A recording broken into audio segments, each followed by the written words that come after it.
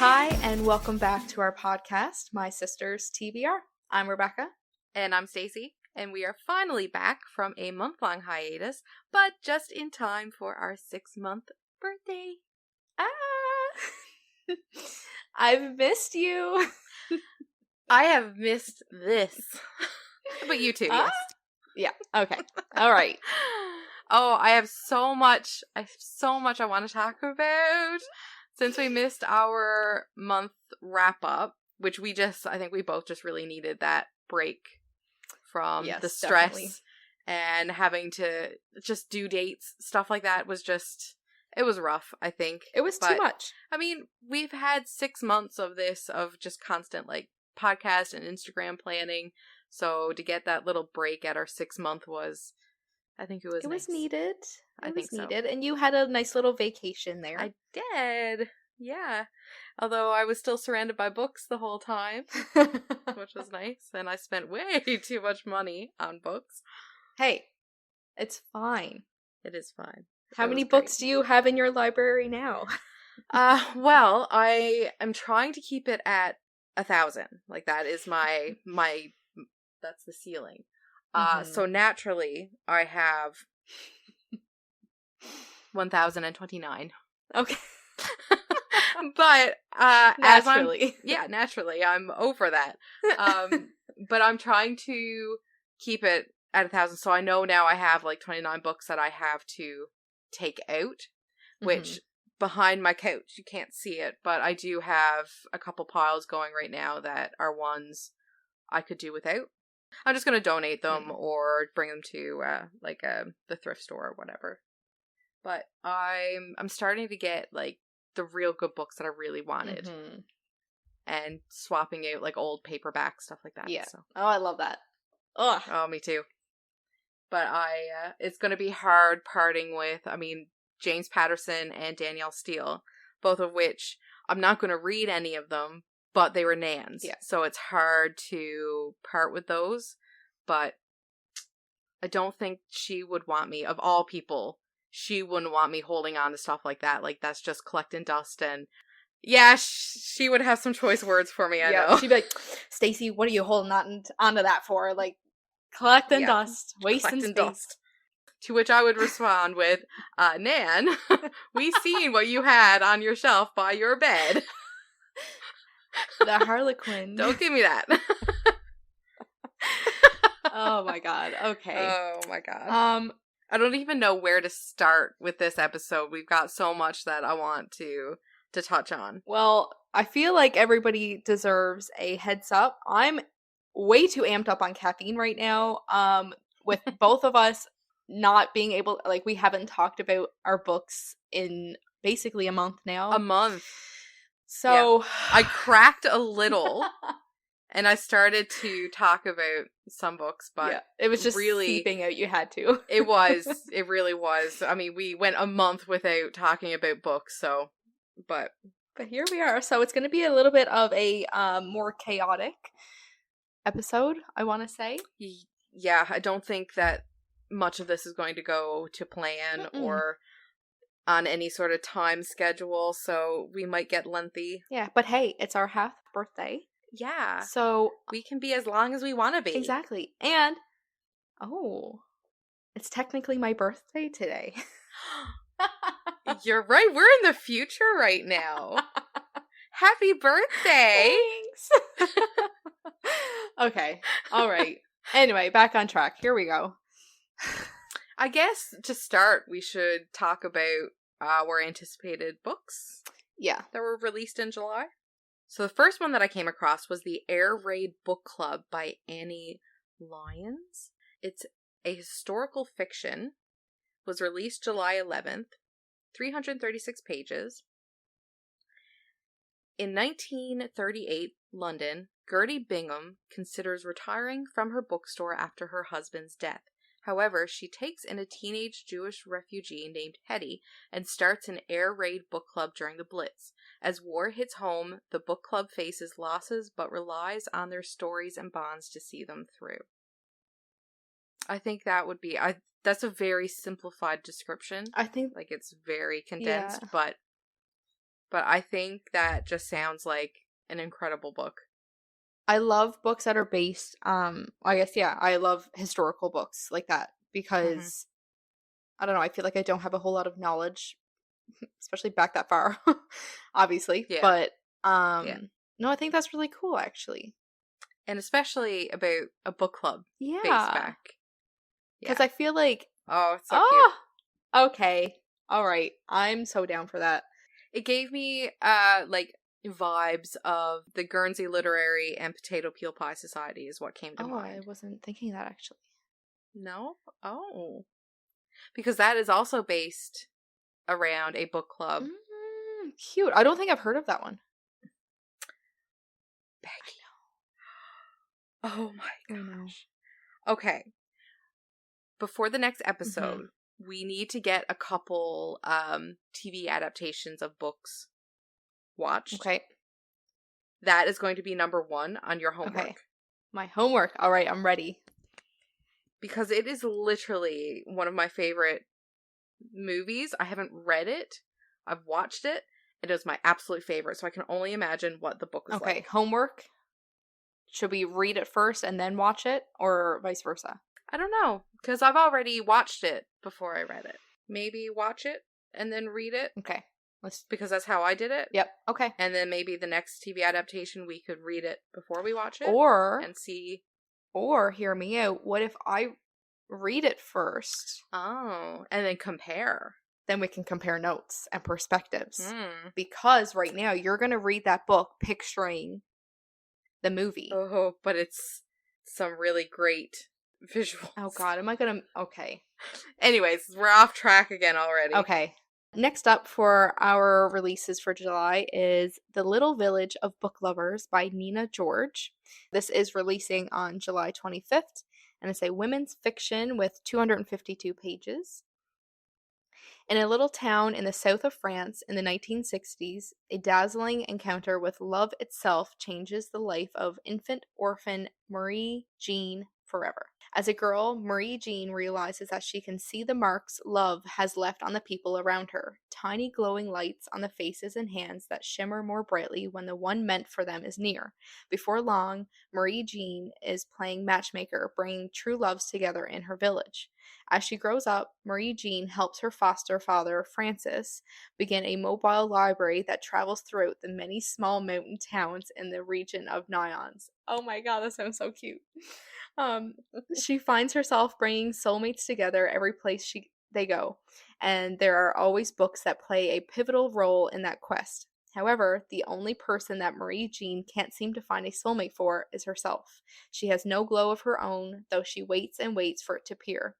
Everyone must have a soulmate, surely, but will Marie Jean be able to recognize hers when love finally comes her way? Oh my god. That gives me like goosebumps on the back of my neck. I just think it sounds so unique and incredible. Like, I just feel like that's going to be such a good story. That is so cute. Okay, I was hooked already just with the fact of her like being able to see like marks of love. Like I think that's such a cute idea. But a mobile library? Right? That's one like, way to kidnap goals. me. Honestly, done. I see that. Take me. That's so cute. And honestly, with it being in the 1960s, I think that's going to have like the vibe of itself is going to be so good. And especially France. Like, that's just... take me now. I agree. See, I very much feel like I'm currently living in a romance novel, and I want to live in this one. This is what I want. Can we just, like, jump pages here? Can we jump, please? Oh, I'm obsessed with that. That's, wow. That is so cute. Yeah, that one is definitely on my list. Okay, so the next one we have is Immortal Longings by Chloe Gong. I believe that is the author of These Violent Delights. Oh. Yeah. Okay. And the date for this one is July 18th. It's a fantasy, 383 pages. Every year, thousands in the Kingdom of Talon will flock to its capital twin cities, San-Er, when the palace hosts a set of games. For those confident enough in their ability to jump between bodies, competitors across San-Er fight to the death to win unimaginable riches. Princess Calla lurks in hiding. 5 years ago, a massacre killed her parents and left the palace of Ur empty. And she was the one who did it. Before King Cassa's forces in Sand can catch her, she plans to finish the job and bring down the monarchy. Her reclusive uncle always greets the victor of the games, so if she wins, she gets her opportunity to at last kill him. Enter Anton Makusa, an exiled aristocrat. His childhood love has lain in a coma since they were both ousted from the palace, and he's deep in debt trying to keep her alive. Thankfully, he's one of the best jumpers in the kingdom, flitting from body to body at will. His last chance to save her is entering the games and winning. Calla finds both an unexpected alliance with Anton and help from King Cassa's adopted son, August, who wants to mend Talon's ills. But the three of them have very different goals, even as Calla and Anton's partnership spirals into something all-consuming. Before the games close, Calla must decide what she's playing for, her lover or her kingdom. Okay. I can see that being actually really interesting, just with, like, the games and whatnot.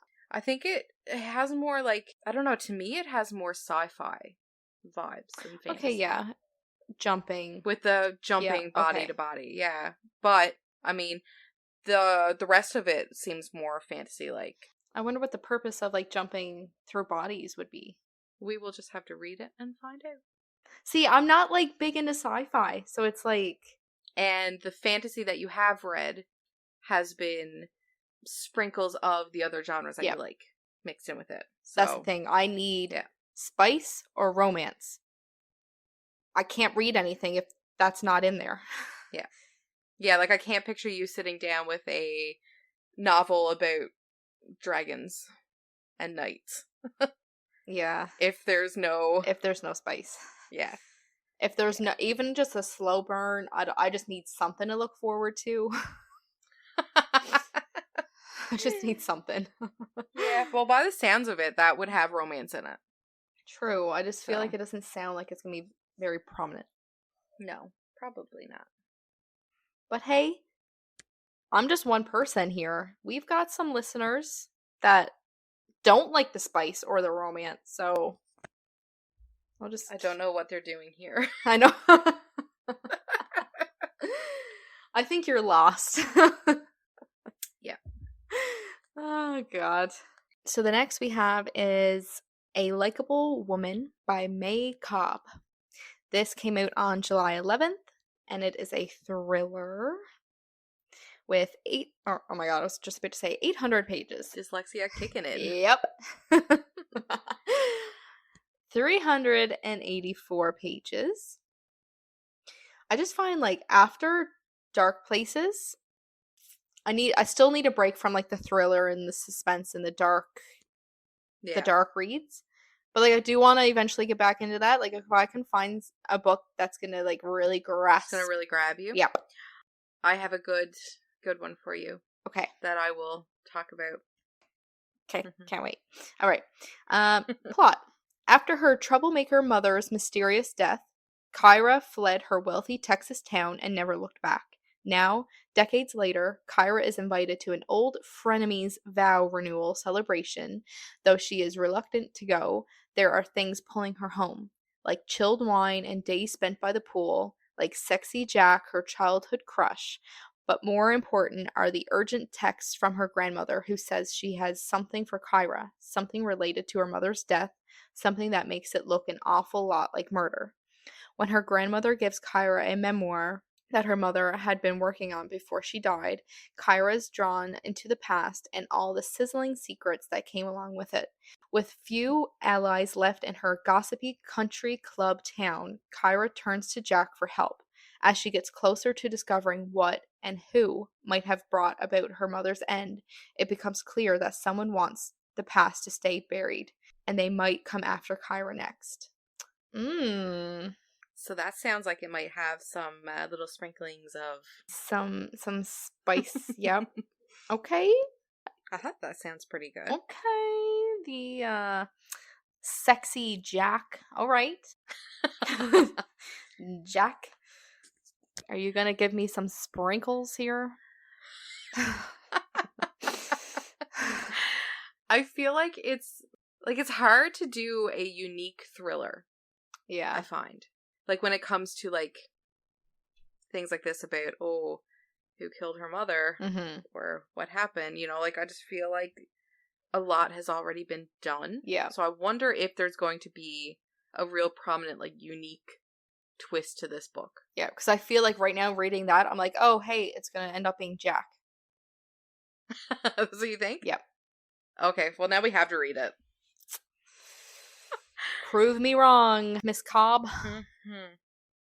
Okay, I think those are some actually really good ones, but the one I'm most excited for, honestly, is The Little Village of Book Lovers. Oh my god. I just want to eat that up. Oh my god. I agree completely. That is so cute. And it's only 252 pages. Like, that's a baby. Which is like, oh, give it to me. Yes. Like, you could read that in a couple days. Yeah. I mean, not you, because you work a lot, but... Oh, I'm good now. I got every evening free. Oh, you're good now? Give me one evening. Well, I can't wait to hear all the books that you're going to finish this month. It's summer, though, so, like, I'm not inside a whole lot, but... I know. I set up a tent out in the backyard that I'm going to convert into an outdoor reading area for me and for Audrey.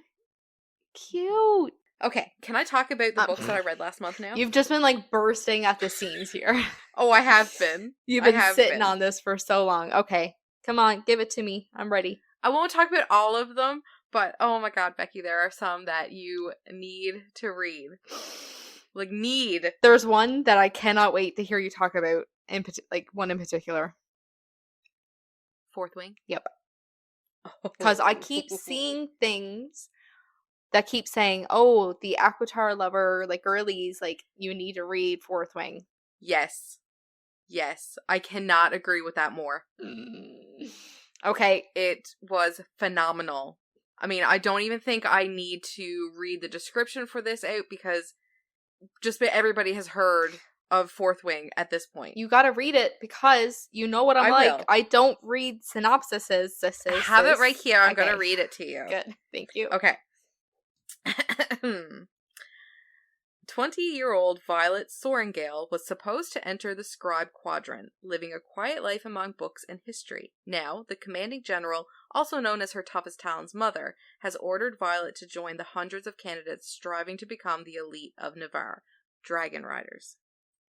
But when you're smaller than everyone else and your body is brittle, death is only a heartbeat away. Because dragons don't bond to fragile humans, they incinerate them.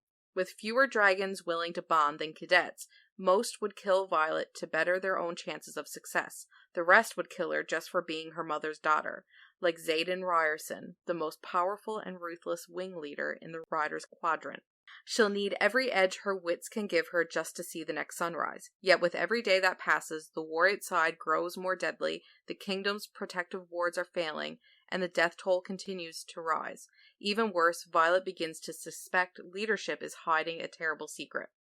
Friends, enemies, lovers, everyone at Bisgayeth War College has an agenda, because once you enter, there are only two ways out. Graduate or die.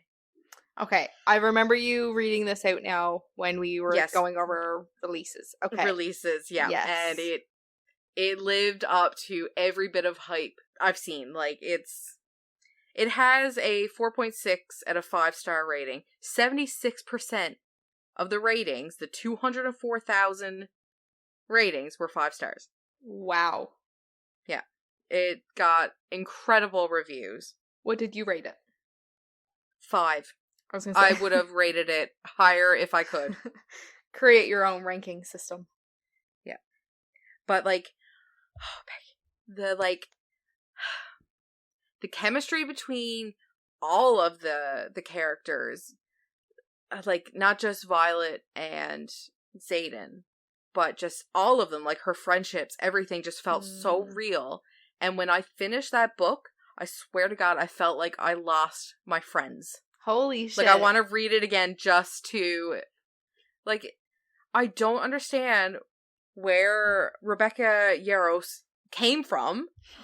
She just, out of the blue, like, jumped on my radar with Fourth Wing. Never even seen her name before. Yeah. But now I want to read every book that she's ever wrote because how incredible this book was. Have you looked her up and seen like what else she's written? Yeah, she's got quite a bit. I actually have some paperbacks here. What? Didn't even, yeah. That's crazy. Yeah. Okay. So I've never heard of her, honestly, until this came out. yeah, there's a couple quotes that I wanted to read out, but I feel like if I do, it just might, I don't know, just be a little too privy into certain parts of the book. Okay. But honest to God, like if you read only one book for the rest of the summer, make it be this one. Oh my God. Okay. Yeah. I listened to the audiobook. Yeah. And it was an incredible experience. Jeez. The narrator was, I don't know, like a lot of people complained about how she was kind of nasally, like she sounded like she might have been a bit stuffed up when she was, but I put the speed up to like 1.5 times the speed and you don't even notice it. Okay. How long did it take you to read or listen to the book? I think it was still like almost 10 hours. Wow, so she's big. Yeah. Oh yeah, it's like a fair-sized book. She's 528 pages. Like, yes, big books like that scare me because I'm like, oh my God, like I'm never going to get through that. But when they are good quality books, I'm glad and I'm thankful for them being so big. Like, A Court of Wings and Ruin. Like, that's taken me forever, mainly because I took like a month break. But yeah, I'm glad that that's big. Yeah. Yeah, you don't want it to end. 100%. Yeah. Well, this is a book like that you're just reading and you're just dreading when it ends because it's just so good. It also ends on a massive cliffhanger. Oh, so there's going to be a second, I'd say. Yeah. November. Oh, she's already announced it. Yes. Oh, geez. This just came out. Yes. And she's the second one is going to be in November. Okay. Yeah. I will get this one read before then. Please. Yep. Even if we have to feature it and I read it for a second time, I'm okay with that. You're just looking for an excuse now. Yeah. Literally, it's just been incredible. Oh, man. That was my first 5-star read of June. Last month? Okay. Yeah. I had a few more. All right, I'm ready. Give it to us. Yeah? Okay. I'm ready. So, I'm not going to, like, really go into all of the books I read last month. I'll just list them out. I also read The On Honeymooners by Christina Lauren. Yes. I love Christina Lauren, but this book really fell flat for me. I only rated it 2 stars. Yeah. Oh, I've heard so much about that, though. Like, I remember when it first, I don't know if it was, like, last year or the year before, like, it was all over TikTok. Yeah. Yeah, a lot of people, like, received it good. But I just could not get past it. Like, the characters just didn't do it for me. There felt like there was absolutely no chemistry whatsoever. Everything felt forced. There were just parts of the plot just made absolutely no sense. Like, on what earth, what planet would this actually be a thing? Like, the idea behind the book was phenomenal. Like, I thought this was going to be a great read. Now, did you read this right after Fourth Wing? That look on your face tells me yes. So I think you're... Even still, other people that I have on my friends list have rated it like a 2 and a 3. Okay. So I know that I'm not the only one that felt kind of weirdly icky about this story. Weirdly icky. Weirdly icky. Yeah. All right, give me the plot. The plot, you want it? Yep. Okay. Olive is always unlucky in her career, in love, in, well, everything. Her identical twin sister, Amy, on the other hand, is probably the luckiest person in the world. Her meet-cute with her fiancé is something out of romantic comedy, gag, and she's managed to finance her entire wedding by winning a series of internet contests, double gag. I think I read this one night before, because you thought I was adding the gags. I thought you literally were just like, oh, gag. No, it's in the description. Worst of all, she's forcing Olive to spend the day with her sworn enemy, Ethan, who just happens to be the best man. Olive braces herself to get through 24 hours of wedding hell before she can return to her comfortable, unlucky life, but when the entire wedding party gets food poisoning from eating bad shellfish, the only people who aren't affected are Olive and Ethan. And now there's an all-expenses-paid honeymoon in Hawaii up for grabs. Putting their mutual hatred aside for the sake of a free vacation, Olive and Ethan head for paradise, determined to avoid each other at all costs. But when Olive runs into her future boss, the little white lie she tells him is suddenly at risk to become a whole lot bigger. She and Ethan now have to pretend to be loving newlyweds, and her luck seems worse than ever. But the weird thing is that she doesn't mind playing pretend. In fact, she feels kind of lucky. I mean, it sounds like it would be cute. Yeah. It really does. But their entire hatred of each other was based on miscommunication. Here we go. Gag. Double gag. Exactly. So, I just... Ugh.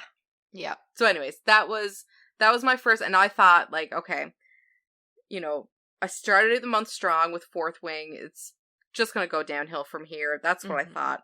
But then I figured, well, let's go on a little Christina Lauren binge and finally read Love in Other Words.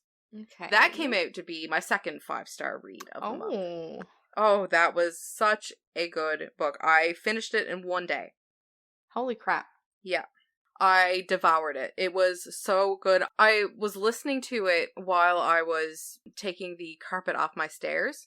I was literally on the last step, and I was crying from this book. Oh my god. I had to stop and sit on the step and just cry. You just needed to cry break. Yep. Okay, I'll read the description for this one too, because honest God, you need to read this book. Okay, I'm ready. Okay. The story of the heart can never be unwritten. Macy Sorensen is settling into an ambitious, if emotionally tepid routine. Work hard as a new pediatrics resident, plan her wedding to an older, financially secure man, keep her head down and heart tucked away. But when she runs into Elliot Petropoulos, the first and only love of her life, the careful bubble she's constructed begins to dissolve. Once upon a time, Elliot and Macy's entire world, growing from her gangly, bookish friend into the man who coaxed her heart open again after the loss of her mother, only to break it on the very night he declared his love for her. Told in alternating timelines between then and now, teenage Elliot and Macy grow from friends to much more, spending weekends and lazy summers together in a house outside of San Francisco, devouring books, sharing favorite words, and talking through their growing pains and triumphs. As adults, they have become strangers to one another until their chance reunion. Although their memories are obscured by the agony of what happened that night many years ago, Elliot will come to understand the truth behind Macy's decade-long silence and will have to overcome the past and himself to revive her faith in the possibility of an all-consuming love. Okay, what happened? Like, oh my, okay. Yeah. I know. Okay. The whole time, like, listening to this audiobook, I was just like, but what happened? What happened on that night? What could have possibly gone wrong? Did it kind of go back and forth? Like, you remember in Dark Places, how it was like, you knew it was coming, like, you knew you were going to find out soon? Was it kind of like that? Kind of along the sense of, getting closer to the end of the book, you're going to get to the big, reveal. But it wasn't like you didn't know right off the bat that, like, this was the night that, Yeah, it was just, you knew based on the timeline of the book that... Okay, gotcha. Yeah. Oh, it hit me so hard. Oh, God. Oh, okay. The tropes in this is just, like, I love. Childhood best friends to lovers. Mm-hmm. Super cute. Then second chance. I love second chance romances. Ugh. But it was such a vivid book. Like, I could picture it all. Oh. And I mean, that's what I love about Christina Lauren, is that most of her books, other than that one, the On Honeymooners, I've devoured and just felt so connected to the books. This is one of them. I remember seeing that all over TikTok, like 2-3 years ago, maybe. And yeah, it lived up to the hype. I think I'm ready for a book to make me cry again. I'm ready to have my heart broken. I feel like this entire podcast is just me dumping my books onto your TBR. Yep. I feel like that's what we're doing here. It's getting too big. My next 5-star read was In 5 Years by Rebecca Searle. I know that we had touched on this at some point, but another one that made me cry. It was 2 books in a row. Oh my god. Your heart must have been... Yep. This one I was reading and listening to the audiobook because I literally did not want to stop at any point. So I was reading it and listening to it when I was working or when I was driving, and then I would read it again. Yeah. I happened to end this book while I was driving from dropping Maddie off at her dad's to back home. And I didn't realize I was coming up to the ending. Oh my god. At that point. So I was crying driving home, and I was like, this is not safe. This is a driving hazard. I have been, ever since I read this book, trying to find another book with the same vibes, the same elements, so I could feel this again. And I haven't yet. So to anyone listening, please recommend me books. Help. That's like in 5 years. Because my heart just needs more of it. Okay. Where do you see yourself in 5 years? When type A Manhattan lawyer Danny Cohen is asked this question at the most important interview of her career, she has a meticulously crafted answer at the ready.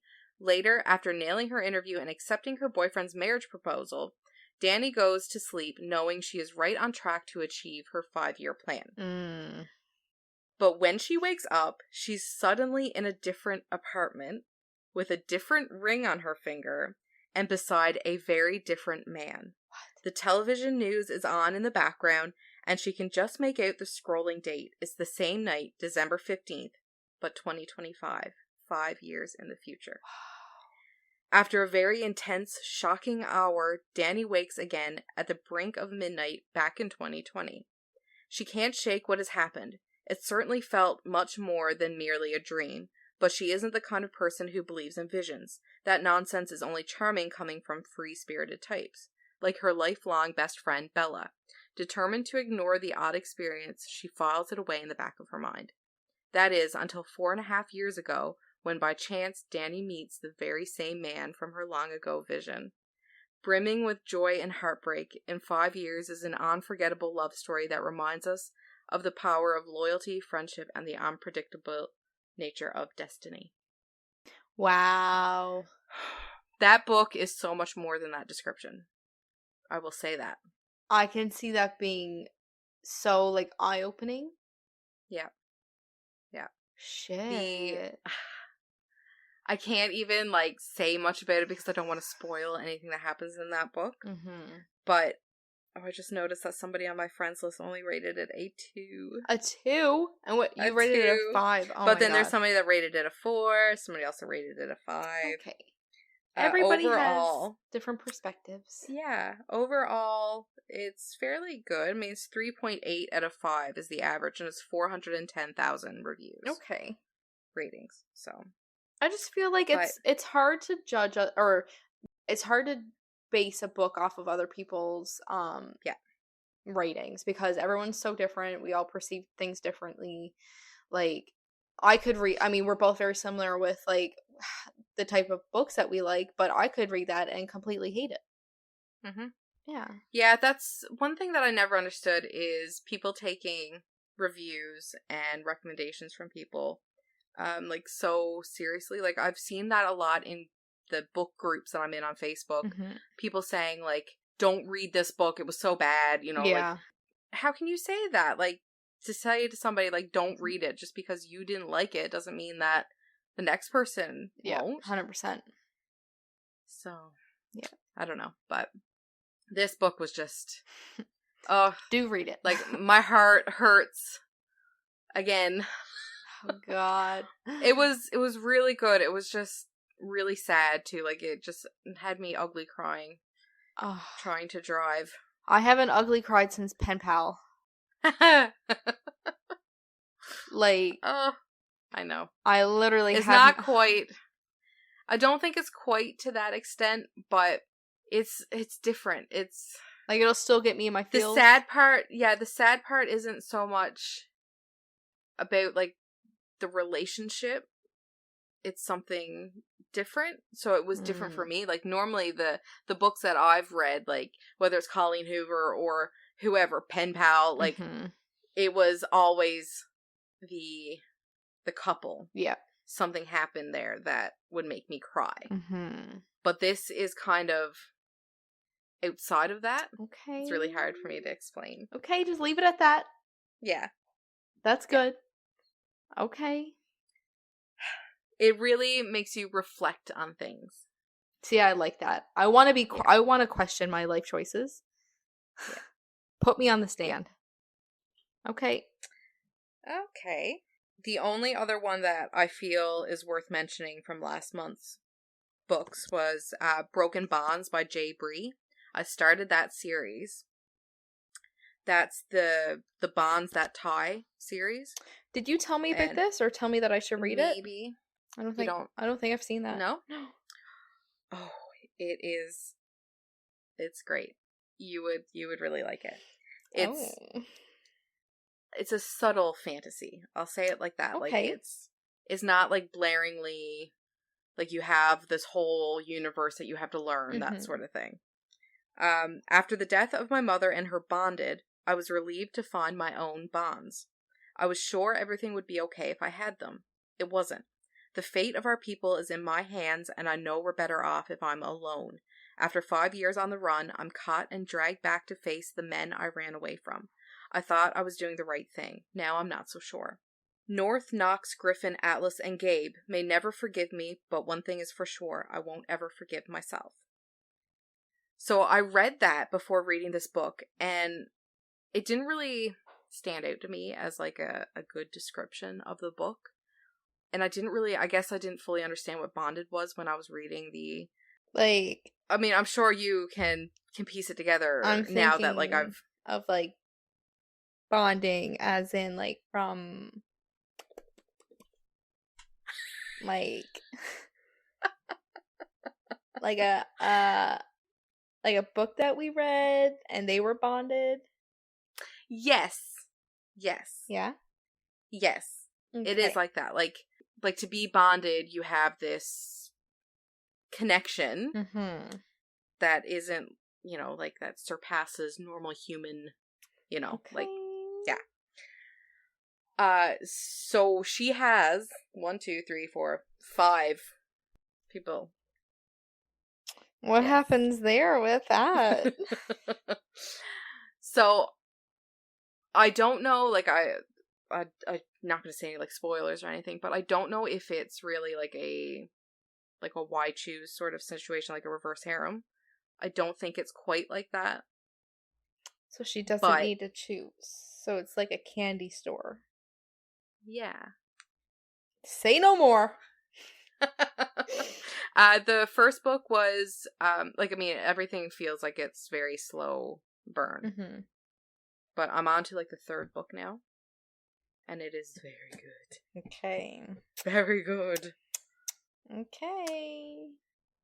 Does she have her sprinkles? Yes. I like me some sprinkles. All right. I think we can. The episode name.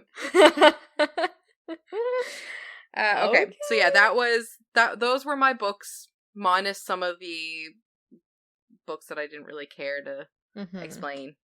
But I had a pretty good month for reading. I think I made up for my lack of reading. Your lack of reading. Yep. Definitely. Oh my god. I couldn't even finish the featured read last month. I had no time. To be fair, the featured read was also kind of difficult to read anyways. I feel like it's not one that really grabs hold of you and you've got to finish it. Like it's not one of those books. I feel it's a good summer read. It's like a lazy pick it up and just read some. But I can understand too if you weren't fully... Yeah. Like, I wasn't fully into it. I don't know at what point it gets to a better part where it's like... the end. Good lord. I Yeah. can't do Um, that. Piper is a very interesting character, and Yeah. she grates on your nerves, Mm-hmm. and I think that was intended. Yeah. That because it has really big Schitt's Creek vibes. Very big. Hmm. Like, she is this rich, posh party girl just dropped into this fisherman town. Yeah. But it's her character development through the entire novel to the end, which is what makes it, And I the can rest of see it, kind of that. worth it. Yeah. Yeah. Like I don't have the patience for it. No. I like fast burns, or at least like I don't know, you gotta give me Did you something. get to the spicy part? No. I don't really remember. Hold on, because I know that there was something that happened while I was because I switched over to the audiobook for a Mm-hmm. bit because I was working my night shift at the time and I was like, "Hey, great opportunity." Um I remember there being something that was happening that was like kind of spicy because I literally stopped what I was doing. I was like, "Oh, okay." Like, but I was also trying to work at the same time of reading or listening to the audiobook. So I think that's why it's like not in my brain right now because I Mhm. wasn't fully paying attention to it. I'll screenshot the pages Okay. of where it is in the book Yes, please. because it is worth the read. Okay. And like maybe I did come across that. I don't Yeah. remember. I don't even know how far in I was. I think there's like 4 hours left to the book in the audiobook anyway, so Hmm. I don't know. I just thought it was so cute, Brendan trying to like understand Piper's lifestyle, but mainly the one thing that really caught me that I just thought that it was the most adorable thing was the whole Instagram Yeah. thing. Yeah. When he got Instagram and yeah, And like followed her right away by yeah, yeah, yeah, because he was and they so were just like, oblivious. "You're not supposed to do Yeah. that. She's gonna know." Oh, I just thought that Uh, was I don't adorable. know, that made me laugh. But There were a couple things yeah, that made me laugh, but it just wasn't enough, and especially with me being so busy, I was like, yeah, and it being in third person is what made yeah, it difficult for me to read it. yeah, that's Yeah, I wasn't expecting that. That threw me yeah. off. Yeah, it's fine when I'm expecting it, like Harry Potter or Nicholas Sparks books, like that's fine. Hmm. Because I know already going into it that it's going to be third person, but like I just wasn't expecting that. So I was like, oh, okay. I had to readjust like my settings up here in my brain and like trying to read that. I don't know. But this month, oh, like now that I have more time to read this month, I'm already Hmm. reading things that I'm like obsessed with. Oh my God. What are you reading? Tell me. So I think I already told you this main book that has got me so friggin' into it. Better Than the Movies by Lynn Painter. I've seen that so many places now. So this is a YA romance. Again, I don't care if it's YA or if it's dark. I just need the romance. Hmm. 356 pages, and the description is Liz has always known that Wes Bennett was not boyfriend material. You would think that her next door neighbor would be a prince candidate for her romantic comedy fantasies, but Wes has only proven himself to be a pain in the butt ever since they were little. Wes was the kid who put a frog in her Barbie dream house, the monster who hid a lawn gnome's severed head in her little homemade neighborhood book exchange. Flash forward 10 years from the great gnome decapitation. It's Liz's senior year, a time meant to be rife with milestones, perfect for any big screen, and she needs Wes's help. See, Liz's forever crush, Michael, has just moved back to town, and horribly, annoyingly, he's hitting it off with Wes, meaning that if Liz wants Michael to finally notice her and hopefully be her prom date, she needs Wes. He's her in. But as Liz and Wes scheme to get Liz her magical prom moment, she's shocked to discover that she actually likes being around Wes. And as they continue to grow closer, she must re examine everything she thought she knew about love and rethink her own perception of what happily ever after should really look like. So, okay. For starters, like she works at a bookstore. Oh, She nice. loves like romantic comedies. Like every chapter has a quote from a romantic comedy movie that like kind Oh of no. pertains to like what that chapter is going to be about. Yeah. So like there's quotes Oh, I love from that. 10 Things I Hate About You. There's quotes Oh, it's my from I favorite know. movie. I know. Literally the only reason why I started like even putting this on my TBR like however long ago that was is because I seen a picture of the beginning of one of the chapters and it was a quote from 10 Things I Hate About You and I was like, "What is this piece of work right now?" Like that is my favorite romantic comedy. Okay, that is going very high on the list now. But like I just felt like I related to her so much because she keeps saying that like she's living very much like a her life as a romantic comedy and Mm-hmm. all she does is watch romantic comedies and oh my god, like she listens. So, other than the book, like the quotes from the movies, are there other references throughout the books? Yeah. Like throughout the chapters, I mean? Yeah. Okay, okay. I like Oh, that's interesting. all she does, so she's very much like a music lover. Okay, so anytime Hmm. that she's not like busy or like working or anything like that, she has her headphones in and she's listening to the playlists from romantic comedies, like from her favorites. Okay. Okay, and basically the reason why she loves romantic comedy so much is because her mom was a huge rom-com buff and that was their thing and her mom passed Oh, away. I love that. So Oh, that's like so sad. that's yeah, so that's like but I love it so much. Like I just there's been so many times where I'm like reading it and I'm there like I'm giggling and I'm like That's what I love about YA. yep. I just find that so many of YA romance are just so like feel good, fluffy Yeah. feeling, and it just feels so innocent. Yeah. And like I just like right from the bat like or right off of the bat that her and this next door neighbor that who she hates, they're going to end up together. Oh, Like obviously. it, and especially with them like the next door neighbors, they're always bickering and fighting and then finally that switches. So it's enemies to lovers. Yes. I love Oh that. my god, but I had to stop myself from reading it because I'm going to finish it soon and I was like nope, Hmm. like I don't want this to be over yet. Like I've waited so long to read this book and now it's Yeah. like no, I'm literally obsessed. Like it is Oh, that's awesome. so friggin' cute. Hmm. Mm. Okay, I might have to start that one tonight. Yeah, you should. Oh my god. Like I recommend it so much. It's I think it's on Kindle Unlimited, right? um I had to pay for it, so I hope it's not on Do you Kindle still have? Yeah. Okay, well, it would come up if it was. Yeah. Last time I was looking at it, it was on Kindle Unlimited, Oh, but dang. I guess it must not be now. I know that they do cycle out books every now and then. Yeah. Hmm.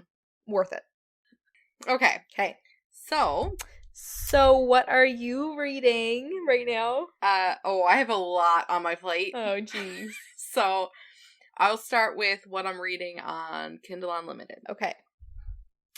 Lessons from a One Night Stand by Okay. Piper Rain. How's that going? Uh, eh. It's kind of hard for me to read. Like, I've basically been just popping into it, reading a few pages, just enough to keep up my Kindle streak. Okay. Yeah. So, it hasn't gripped me yet. Mhm. And I'm, how far? 20%. Okay. Usually I would have DNF'd by now. I'm surprised you haven't. Yeah. I'm optimistic that it'll catch up. Okay, good for you. So the plot is, if you're a guy like me and you find yourself having banged your sexy new boss, the school principal, in the back of your Jeep one drunken night, here's a few takeaways based on my experience. Lesson 1. Always get her full name. Lesson 2. Consider asking what she does for a living. Lesson 3. Find out why she's moved to town. Get details. Details are crucial.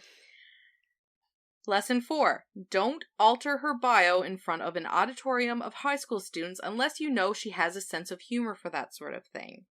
Lesson 5. If you ignore Lesson 4, apologize instead of flirt when you're sent to the principal's office. Lesson 6. Never sleep with her again. Lesson 7. Pay attention to this one. It's the most important of them all. Don't fall for your one-night stand. Class dismissed. Oh. So, it sounds really good. Yeah. I think it's just slow getting into it, Mm. and I'm just struggling to keep my attention on it. That's Yeah. it. And maybe it's because I have so many other things that I'm reading that I want to read more than this book, but I want to keep my my streak going on Kindle. So yeah, and I feel like you I do don't know. need to go. You need to read more of it though, because we need to see if it does pick up, if there is a grasping moment. Yeah. Because I feel Yeah. like listening to that, like that sounds like it'd be really good. He's also the oldest of, I think, like 4 or 5 siblings. Their parents died, and he's like the guardian of the younger ones, which are still like high school age. So it also like throws in that bit of like he has sort of like this paternal. Yeah. It does go back and forth, like his dual point of view, which Okay. is great. I like that. Because it gets Holly's point of view as well, which is the principal. But I don't know. I guess we'll just see how it goes. So he's So far, it's just is not gripping. So he's in high school? He's a teacher. Oh, okay. Okay, Yeah. that makes me feel a lot more comfortable. Sorry. I didn't specify that. Okay. Oh, yeah, because it says, new boss, the school principal. Okay, Yeah. I missed that. Yeah. Yeah. Yeah. So, like, workplace. Okay. And it's also, like, one night stand, I guess. Best way to put it. Yeah. But, yeah. We shall see. To be what else are you reading? Determined. Yeah. I mean, obviously, I'm still reading A Court of Wings and Ruin by Sarah J. Me Maas. too. I'm glad I'm not the only one here. Yeah. I took a month. So how far? I'm still like about a third into the book. Okay. Probably a little less than a third. Mm-hmm. I'm kind of bad with fractions just by looking at it like this.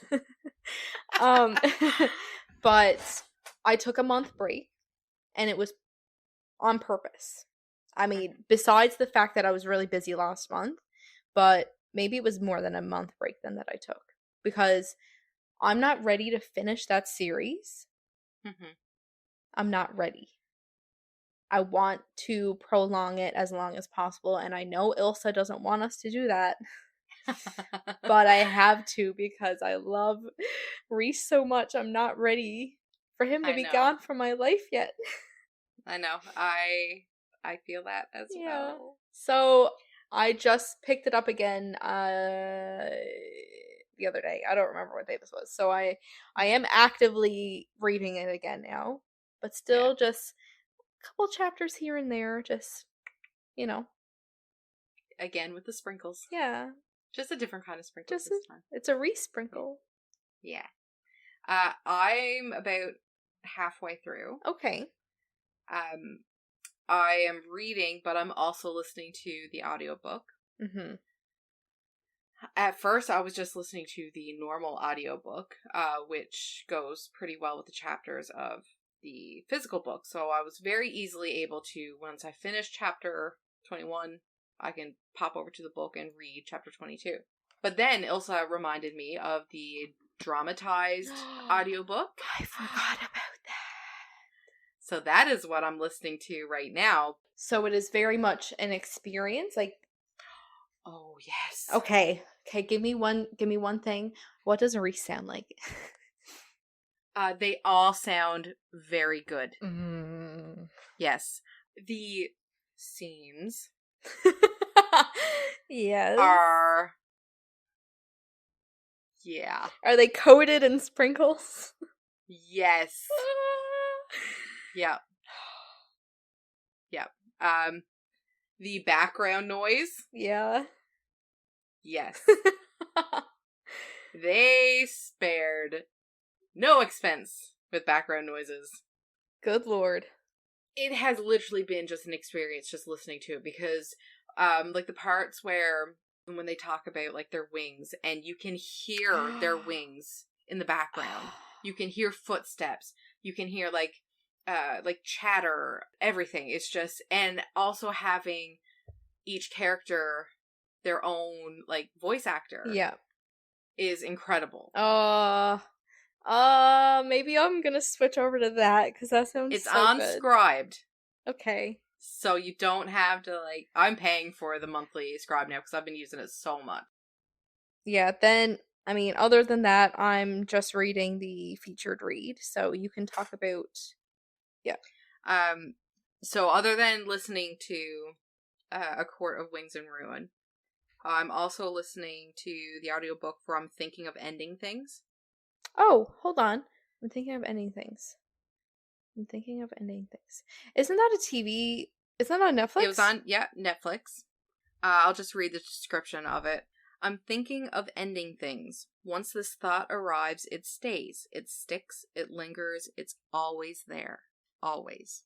Jake once said, sometimes a thought is closer to truth, to reality, than an action. You can say anything, you can do anything, but you can't fake a thought. And here's what I'm thinking. I don't want to be here. In this smart and intense literary suspense novel, Ian Reid explores the depths of the human psyche, questioning consciousness, free will, the value of relationships, fear, and the limitations of solitude. Reminiscent of tense, gripping, and atmospheric, I'm Thinking of Ending Things pulls you in from the very first page and never lets you go. So far, it is very, like, weirdly creepy. And I'm listening to the audiobook, so I think it hits a little different. Yeah, definitely, because you're getting, like, those vibes, too. Yeah.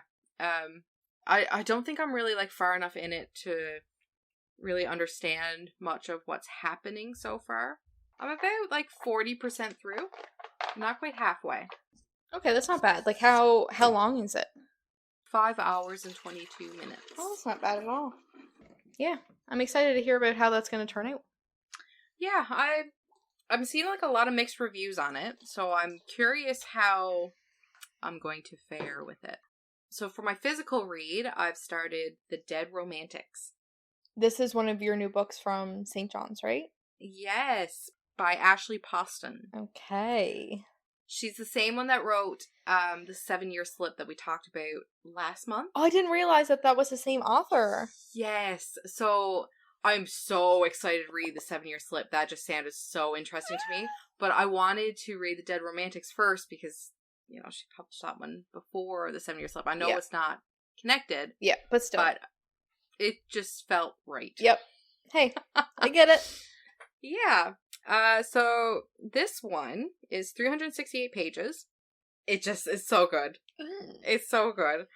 Florence Day is the ghostwriter for one of the most prolific romance authors in the industry, and she has a problem. After a terrible breakup, she no longer believes in love. It's as good as dead. When her new editor, a too handsome mountain of a man, won't give her an extension on her book deadline, Florence prepares to kiss her career goodbye. But then she gets a phone call she never wanted to receive, and she must return home for the first time in a decade to help her family bury her beloved father. For 10 years, she's run from the town that never understood her, and even though she misses the sound of a warm southern night and her eccentric, loving family and their funeral parlor, she can't bring herself to stay. Even with her father gone, it feels like nothing in this town has changed, and she hates it. Until she finds a ghost standing at the funeral parlor's front door, just as broad and infuriatingly handsome as ever, and she's just as confused about why he's there as she is.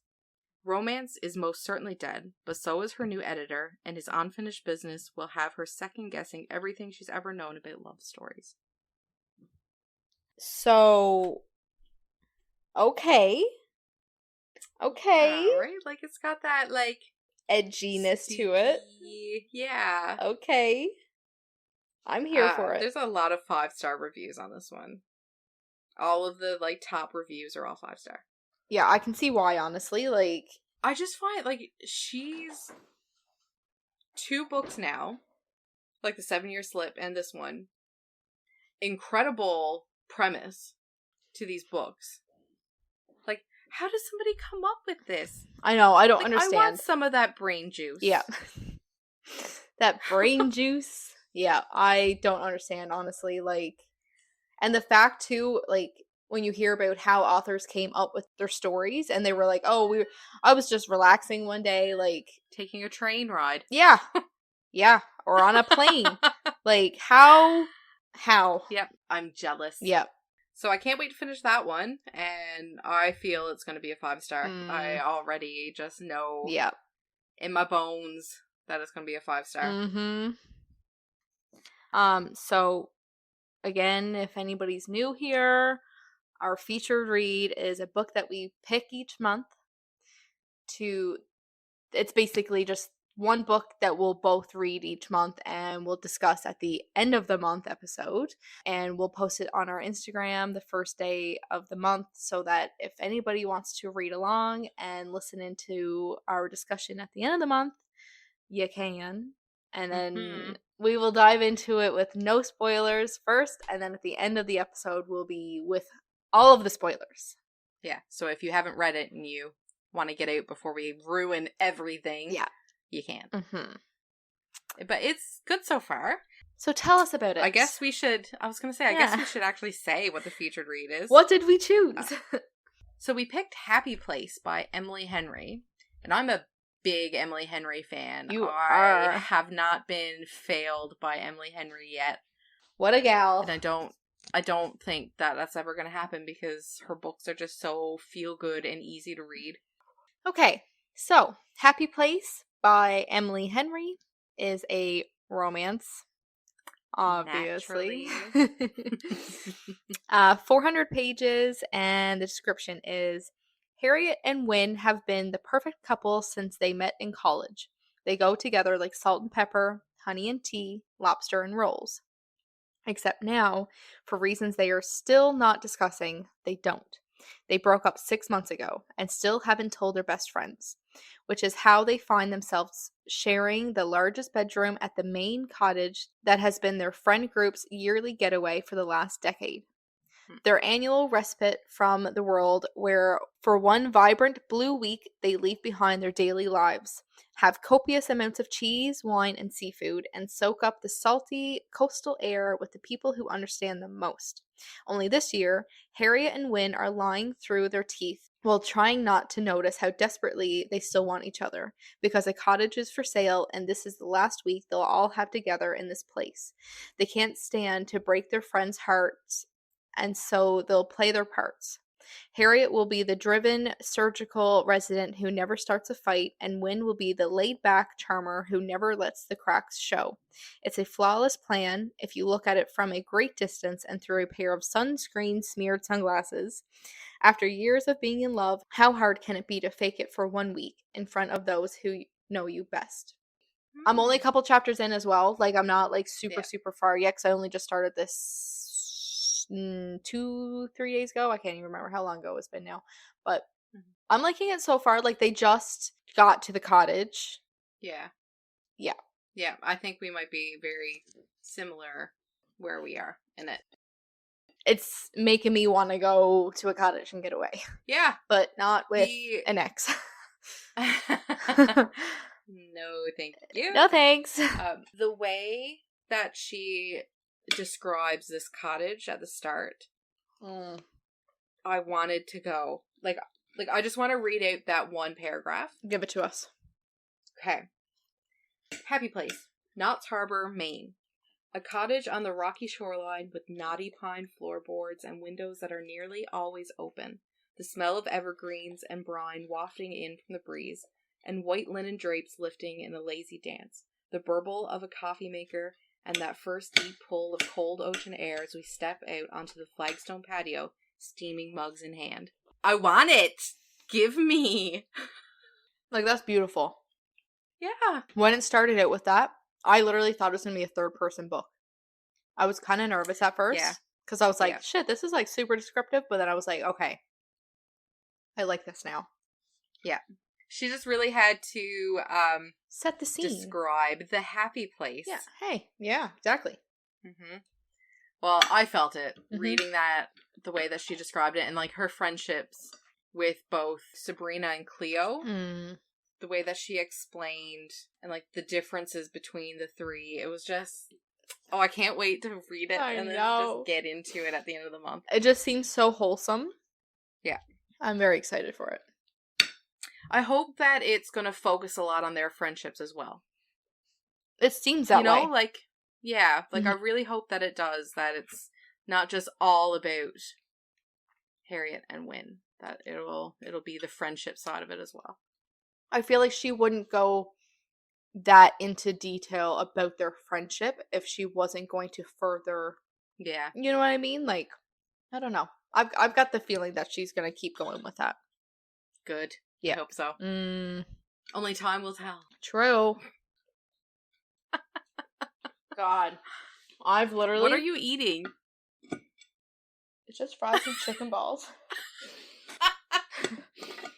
Okay, I think that finally clues up our episode. See you guys in 2 weeks. Bye-bye. Toodles.